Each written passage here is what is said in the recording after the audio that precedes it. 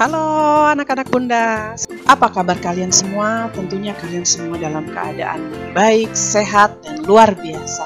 Kita ketemu lagi dalam pelajaran tematik kelas 2.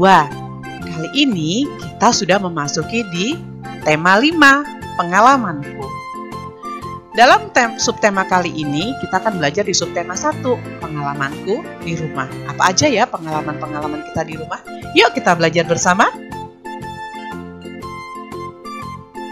Apa itu pengalaman? Ada yang tahu?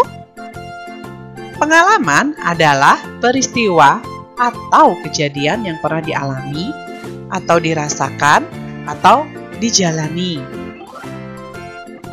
Ini adalah contoh pengalaman Nina. Nina mempunyai pengalaman di rumah. Nina mendapat oleh-oleh dari ayah. Oleh-oleh itu berupa akuarium besar. Ayah juga membawakan ikan hias. Nina sangat senang dan berterima kasih kepada ayah. Nina dibantu ayah mempersiapkan akuarium. Mempersiapkan akuarium merupakan pengalaman yang menyenangkan. Yuk, coba kalian sebutkan pengalaman kalian di rumah yang menyenangkan dan kurang menyenangkan. Nanti kita akan bahas bersama ya. Hari ini Nina sangat gembira. Ayah Nina pulang dari luar kota. Ayah membawa oleh-oleh. Mendapat oleh-oleh adalah pengalaman yang menyenangkan. Adi membantu ayah membawakan oleh-oleh. Tak sengaja kantong yang dibawanya terjatuh. Adi meminta maaf kepada ayah. Ayo kita baca percakapan Adi dan ayah berikut. Maafkan Adi, ayah. Adi tidak sengaja menjatuhkan oleh-olehnya. Tidak apa-apa, Adi. Lain kali lebih hati-hati ya. Baik, ayah. Nah, ini adalah percakapan Adi dan ayah. Di dalam percakapan ini kita dapat membaca ada sebuah kalimat permintaan maaf. Permintaan maaf diucapkan apabila yang pertama seseorang melakukan kesalahan. Yang kedua, tidak sengaja menjatuhkan milik orang lain. Yang ketiga, tidak sengaja menabrak orang. Permintaan maaf diucapkan dengan bahasa yang santun dan menggunakan nada yang lembut. Tujuannya agar orang yang mendengarkan dapat memaafkan. Gunakan kata maaf saat meminta maaf. Kamu dapat menanggapi kembali dengan mengucapkan terima kasih. Jika kamu sudah meminta maaf, kamu tidak boleh melakukan kesalahan yang sama.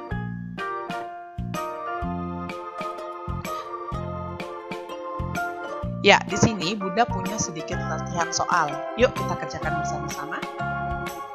Yang pertama, bacalah percakapan berikut.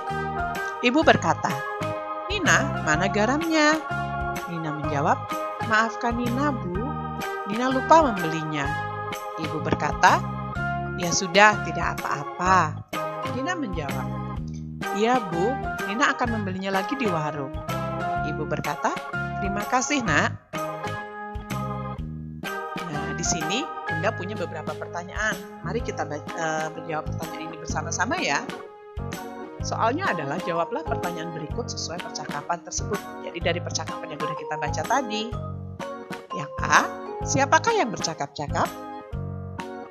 Oke, good. Nina dan ibu atau ibu dan Nina. Yang kedua, siapa yang meminta maaf dalam percakapan tersebut? Ya, benar sekali. Nina.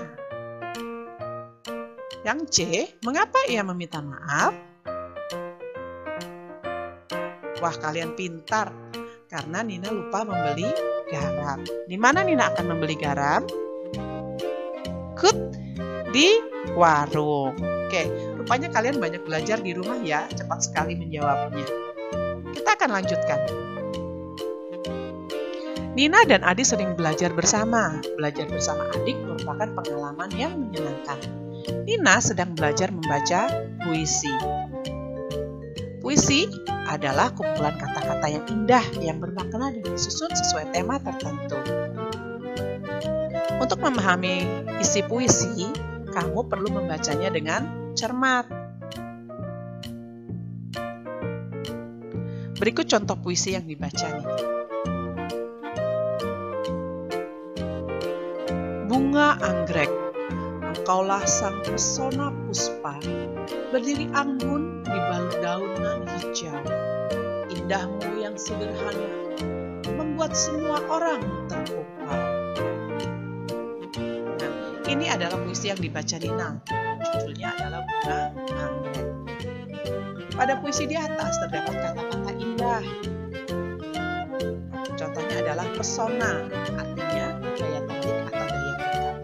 Terpukau artinya tertarik atau terpesona. Makna dari kata-kata indah tersebut dapat dicari dalam Kamus Besar Bahasa Indonesia atau KBBI. Kalian sudah pernah belajar untuk mencari arti kata dalam kamus kan? Tentunya saat ini akan lebih mudah lagi untuk mencari makna kata-kata ya.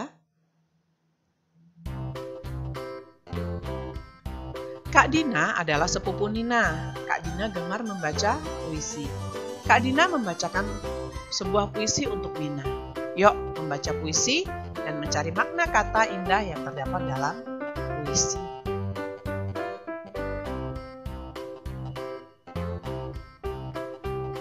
Keindahan alam terasa sempurna, membuat semua orang terpana, membuat semua orang terkesima. Namun, kita harus menjaganya agar keindahan alam tak pernah sirna. Nah, dalam puisi ini juga terdapat beberapa kata-kata indah. Contohnya adalah sempurna, artinya utuh, tidak ada kurang. Berikutnya ada terpana, yang artinya terpukau atau takjub. Selanjutnya ada terkesima, artinya tercengang. Dan ada sirna, yang artinya lenyap atau hilang tanpa bekas. Ya anak-anak bunda, itu tadi adalah materi dalam pelajaran bahasa Indonesia ya. Dan tematik itu kan ada 4 pelajaran. Nah itu yang pertama tadi yang kita bahas adalah materi dalam pelajaran bahasa Indonesia, yaitu kalimat permintaan maaf dan juga tentang puisi. Kali ini kita akan belajar mengenai alat ukur panjang.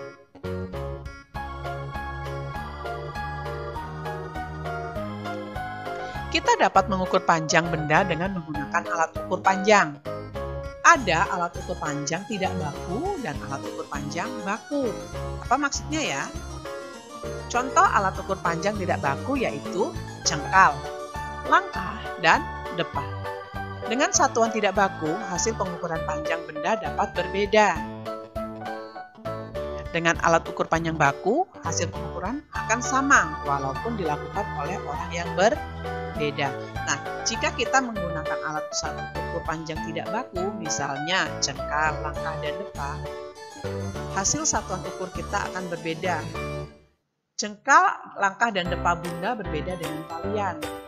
Begitu juga jengkal, langkah, dan depa kalian itu berbeda dengan bunda. Nah, tapi jika kita menggunakan alat ukur panjang baku, hasil pengukurannya akan sama walaupun dilakukan oleh orang yang berbeda. Misalnya bunda mengukur panjang suatu benda menggunakan meteran. Hasilnya akan sama jika kalian juga menggunakan meteran mengukurnya, ya. Berikut adalah contoh alat ukur panjang baku.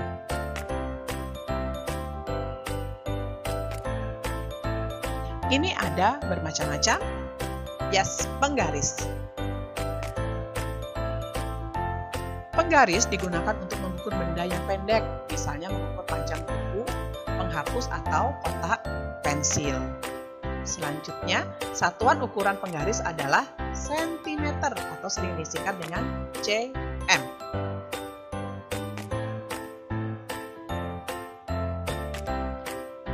Ini adalah meteran kain. Meteran kain digunakan untuk mengukur panjang kain atau pakaian. Dan ada meteran roll kecil. Meteran roll kecil digunakan untuk mengukur panjang kayu, pintu, atau jendela.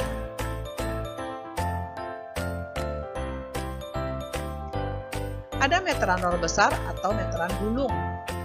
Meteran ini digunakan untuk mengukur panjang tanah atau lapangan.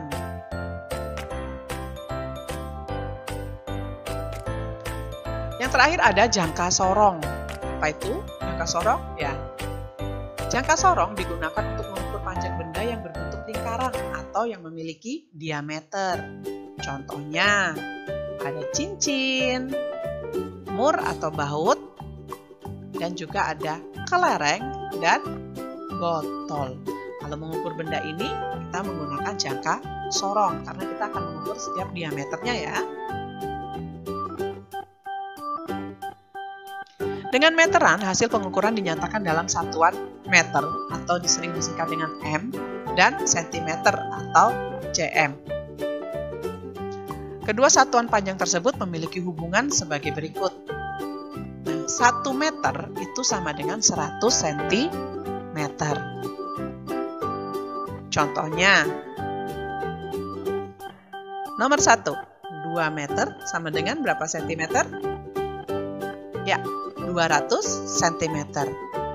Nomor 2 ada 8 meter. Ada berapa sentimeter? 800 cm. Nah, yang nomor 3 ada titik-titik meter sama dengan 400 cm. Kira-kira kalau 400 cm ada berapa meter ya? Ya, 4 meter. Dan selanjutnya nomor 4 ada 1000 cm. Kira-kira ada berapa meter? Oke, 10 meter. Nah, jadi ini adalah hubungannya antara meter dan sentimeter. Bagaimana cara mengukur panjang benda menggunakan penggaris? Yang pertama, letakkan salah satu ujung benda sejajar dengan angka 0. Yang kedua, perhatikan angka yang sejajar dengan ujung benda lainnya. Angka tersebut merupakan panjang benda. Nah, jadi seruling ini panjangnya adalah 28 cm.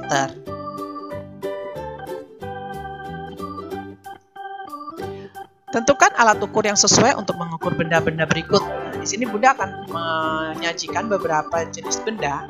Kalian harus menentukan alat ukur yang sesuai ya. Ada buku, pintu, dan renda. Apa alat ukur yang sesuai? Untuk yang pertama, buku. Buku dapat diukur menggunakan apa? Penggaris, meteran kain, atau meteran roll kecil? Good, dengan penggaris. Selanjutnya, pintu. Jika kita mengukur pintu, kita harus menggunakan apa? Yes, meteran roll kecil. Dan juga renda. Jika kita mau mengukur renda, biasanya kita menggunakan apa? Renda itu adalah salah satu bahan yang dapat digunakan untuk menghiasi baju ya. Oke, meteran kain. Pasangkan nama benda dengan alat ukur yang sesuai. Di sini ada beberapa benda, kalian harus memasangkannya dengan alat ukur yang sesuai. Ya, ada tanah, diameter cincin, lapangan, dan diameter dalam atau luar pipa. Jika kita akan mengukur tanah, kita menggunakan apa? Good, meteran roll besar. Nah, sekarang ada diameter cincin. Untuk mengukur diameter cincin tadi kita menggunakan apa ya? Yes, benar sekali. Yaitu ada jangka sorong. Selanjutnya ada lapangan. Jika ingin mengukur lapangan, yang digunakan adalah good. Benar sekali. Ini adalah untuk mengukur lapangan digunakan meteran roll besar. Dan untuk mengukur diameter dalam atau luar pipa kita menggunakan jangka sorong. Nah, anak-anak Bunda, sampai di sini dulu pembelajaran kita hari ini. Kita akan berjumpa lagi pada pembelajaran selanjutnya. Masih di tema 5 subtema 1 tentang PKN dan SBDP ya. Tadi kita udah belajar tentang dalam muatan bahasa Indonesia dan matematika. Next, kita akan belajar untuk muatan PKN dan SBDP-nya. Ingat, selalu jaga kesehatan dan tetap semangat. Sampai jumpa.